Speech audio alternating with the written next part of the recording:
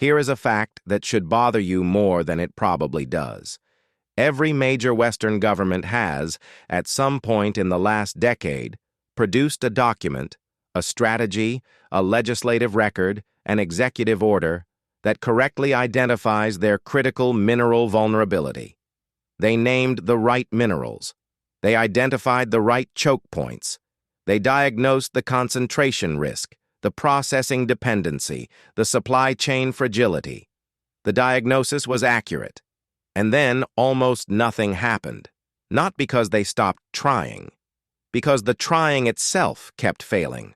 Mines designated as strategic priorities sat unpermitted for years.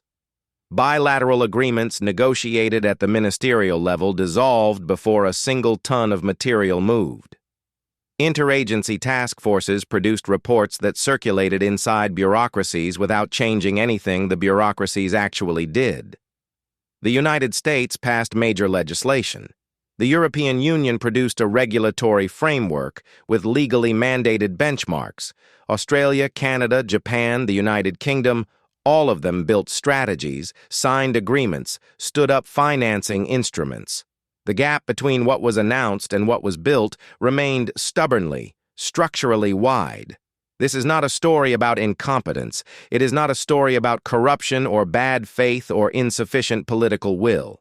The people involved, in most cases, knew exactly what they were doing and why it mattered. This is a story about something more uncomfortable. The institutional architecture of modern states, the way governments are actually built and how they actually function, is systematically misaligned with what executing a critical mineral strategy actually requires. And the most alarming part is that reform efforts designed to fix that misalignment have, with remarkable consistency, failed to reach the level at which they would need to operate to make any durable difference. Governments keep failing at critical minerals, even when they know the problem. Today, we're going to explain precisely why. Start with what the execution gap actually is, because the term matters. The execution gap is not the space between a bad policy and a good one. It is the space between a correct strategic commitment and an operational outcome.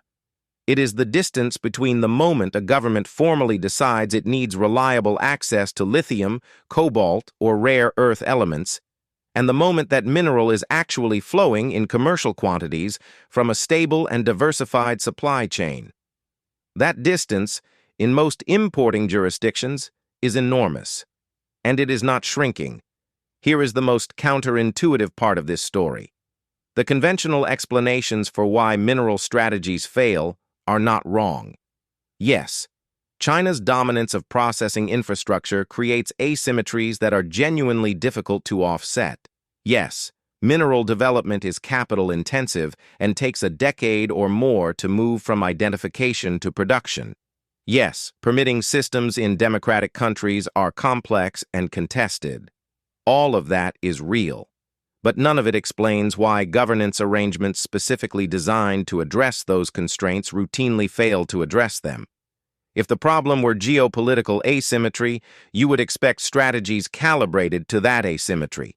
Diversified sourcing, allied coordination, processing investment, to at least partially close the gap over time. They have not.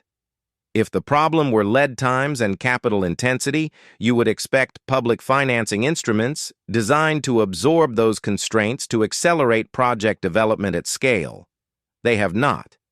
If the problem were regulatory complexity, you would expect permitting reform legislation, enacted in multiple jurisdictions with exactly this diagnosis in mind, to materially shorten timelines. The evidence that it has done so at the scale and pace strategies require remains thin. The problem is not the diagnosis. The problem is what happens after the diagnosis. The problem is implementation, and implementation is a governance challenge with its own structural determinants. Determinants that are entirely separate from the quality of the strategy that initiates it. To understand why implementation fails so consistently, you need to understand what implementation actually requires, not in the abstract. in the specific demanding context of building a critical mineral supply chain. The chain that connects a government's strategic commitment to an operational outcome is long. A simplified version runs like this. A government identifies a mineral as critical and commits to securing its supply. That commitment is translated into policy instruments, financing mechanisms, bilateral agreements, permitting frameworks. Those instruments are administered by agencies whose mandates, resources, and organizational cultures may or may not align with the strategic objective. Those agencies engage with private firms whose investment decisions are governed by commercial logic, not strategic logic. Those firms operate in producer countries with their own governance systems and political economies. The minerals extracted must be processed and refined through value chain segments governed by separate commercial and regulatory arrangements, and the resulting material must reach end users in commercially viable forms. Every single stage in that chain is a decision node where the process can stall, deviate, or collapse, and the cumulative probability of end-to-end success is not the average of the probabilities at each node. It is the product. In a chain this long, even a high probability of success at each individual stage produces a much lower probability of success across the whole sequence. This is what Pressman and Wildavsky established about federal program implementation half a century ago, that the translation of political commitment into operational outcome is not a technical appendage to the real work of governance. It is a governance challenge in its own right. And in the mineral context, the chain is longer, more institutionally heterogeneous, and more commercially dependent than almost any policy domain to which that insight has previously been applied. So what does sustaining execution across that chain actually require? 4 things. Coordinative capacity, the ability to align multiple actors operating under different mandates toward a shared operational objective, not at the level of policy position, but at the level of specific project decisions. Temporal sustainability, the ability to maintain strategic attention and institutional memory across time horizons that exceed the lifespan of any political moment, any budget cycle, any senior official's tenure. Informational adequacy, the capacity to generate and integrate the geological, commercial, and geopolitical intelligence that decisions at each node require. And accountability, mechanisms that hold specific actors responsible for specific outcomes across the full length of the chain, not just for their segment of it. Now here is where the structural problem becomes visible. The domestic governance architecture of every major importing state is built around functional mandates, agencies designed to manage specific regulatory or programmatic responsibilities, rather than around strategic outcomes that require sustained coordination across those mandates. In the United States, the agencies most relevant to critical mineral strategy span the Department of the Interior, the Environmental Protection Agency, the Army Corps of Engineers, the Department of Energy, the Department of Defense, the Department of State, and the United States Trade Representative. Each has a legitimate and legally grounded role. None of them has a mandate to optimize for the strategic outcome the strategy nominally pursues. And the relationships among them, the terms on which their distinct authorities interact when a specific project requires the engagement of more than one, are governed not by a strategic coordination framework, but by the default operation of their existing statutory mandates and the established practices of interagency procedure. This creates what you might call sequential interdependency failure.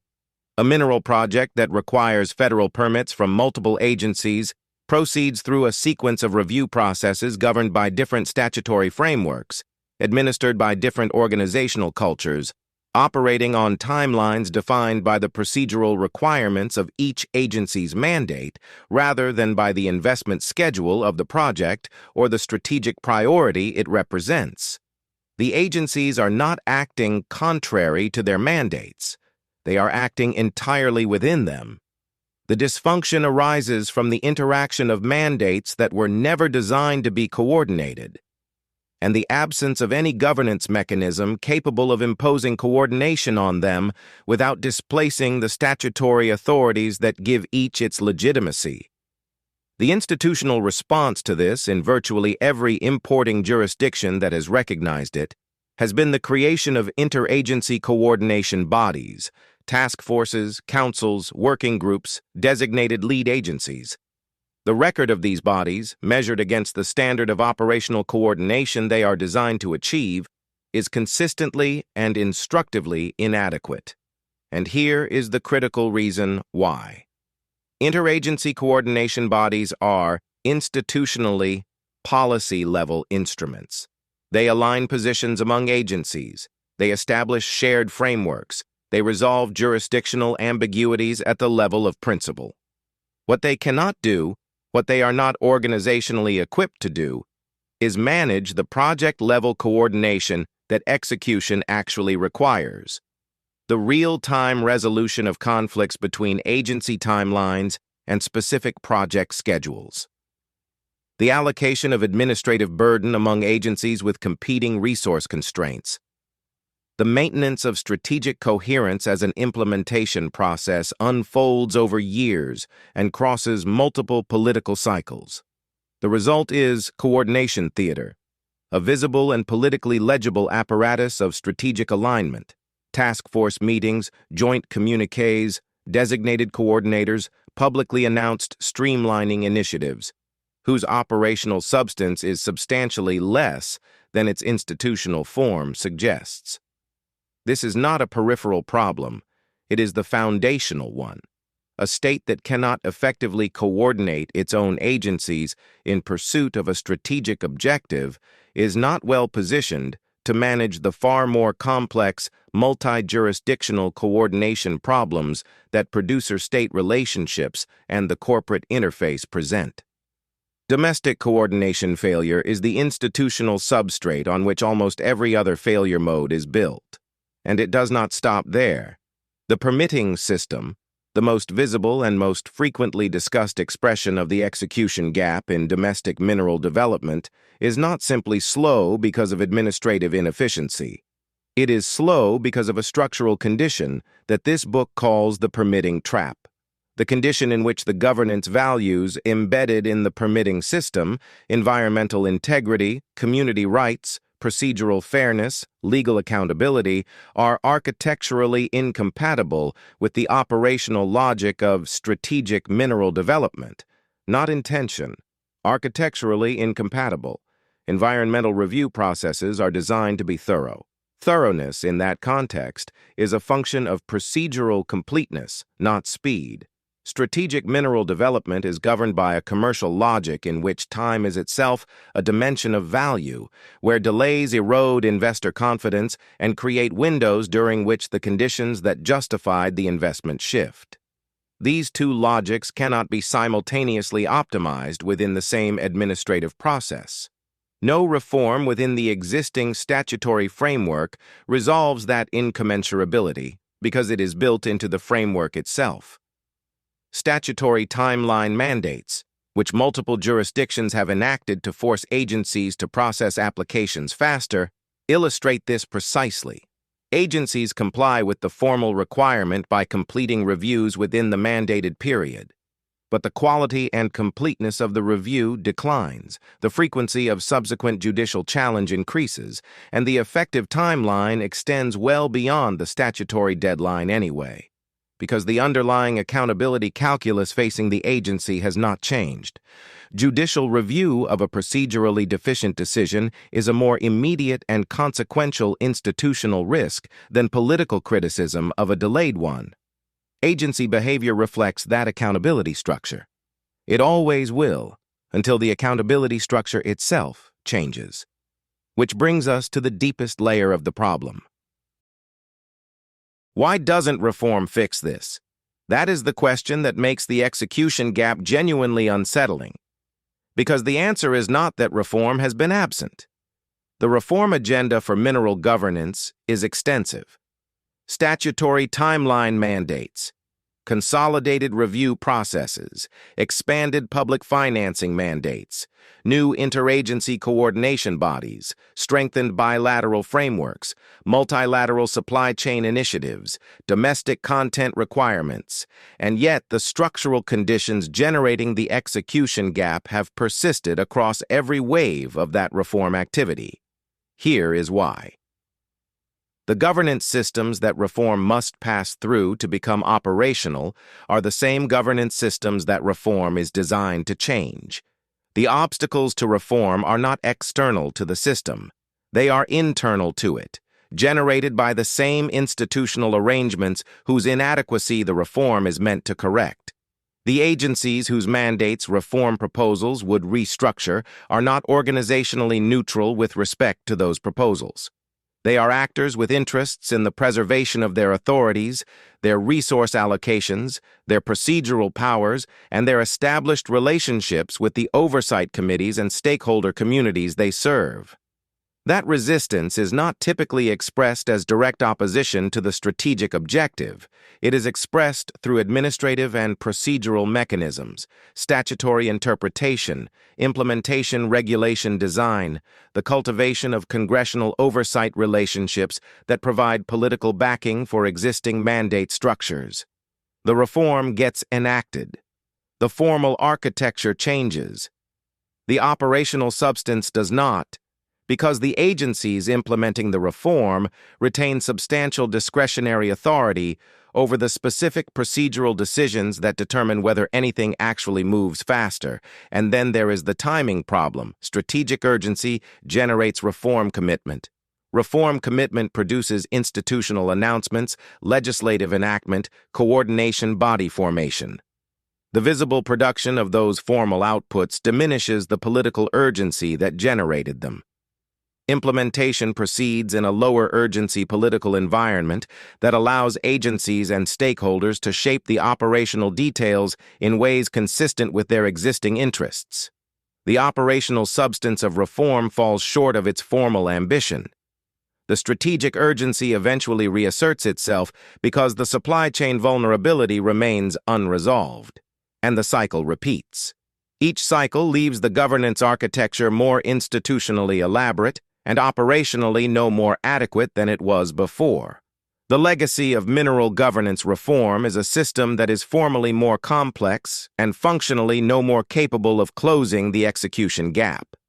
This is what the mineral state actually is, not a description of any particular government, but the specific institutional configuration that emerges when a state attempts to govern critical mineral supply chains as a strategic priority.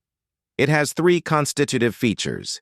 Jurisdictional overextension.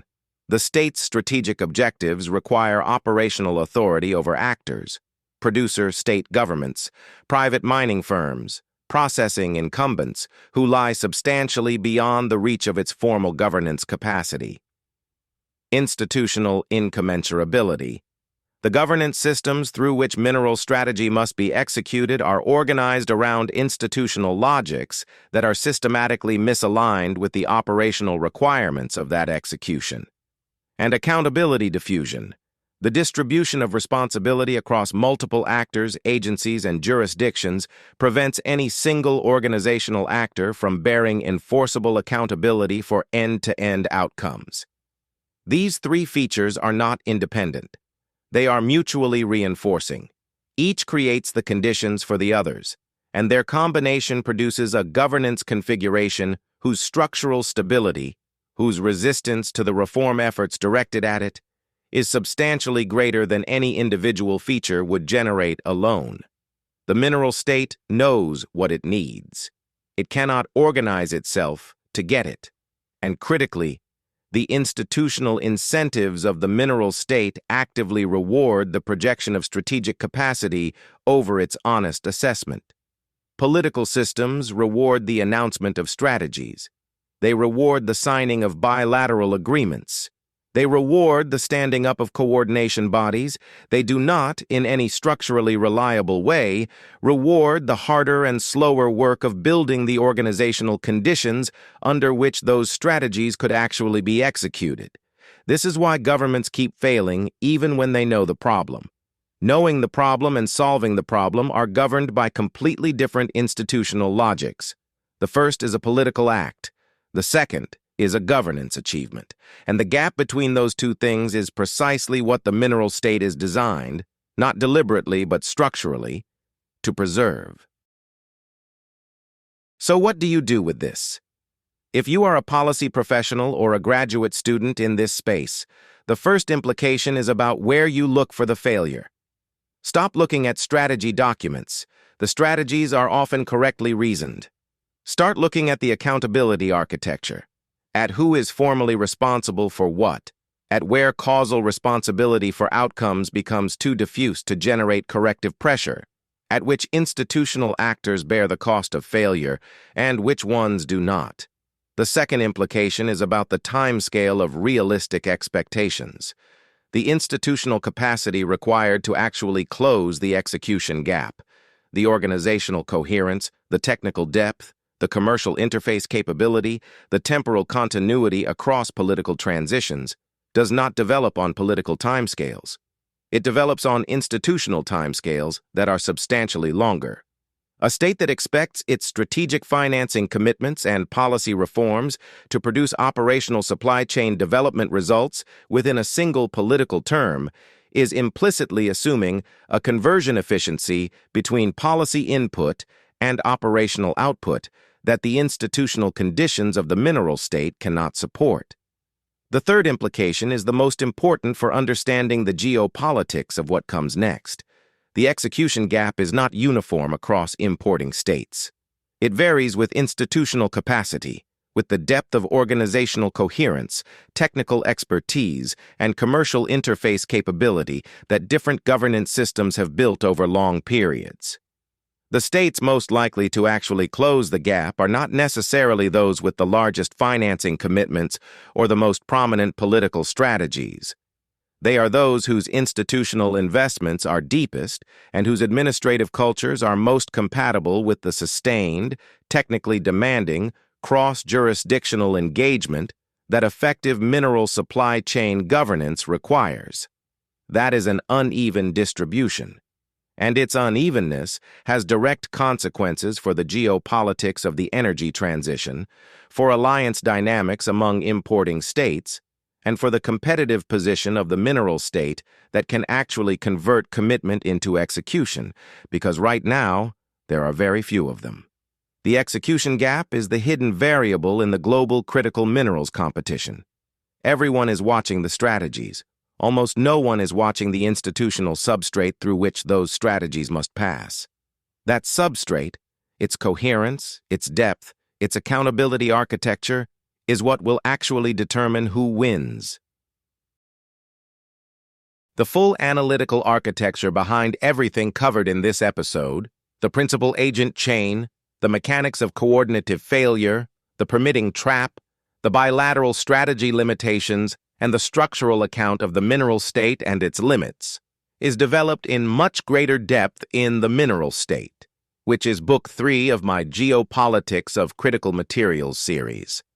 If this episode raised more questions than it answered, that book is where the complete framework lives. I'll leave the link in the description. If you want to understand how mineral dependencies actually shape defense systems, alliance politics, and strategic competition at a structural level, the processing infrastructure question, the leverage mechanics, why geological endowment matters less than who controls refining, that is what Book 2, The Elements of Power, builds out in full, also linked below. And if this is your first encounter with this channel, The Anatomy of Power covers how global politics actually works, great power competition, economic coercion, alliance dynamics, proxy conflicts, the technology race reshaping international security. Graduate seminar quality, made watchable. Subscribe if that is what you are here for.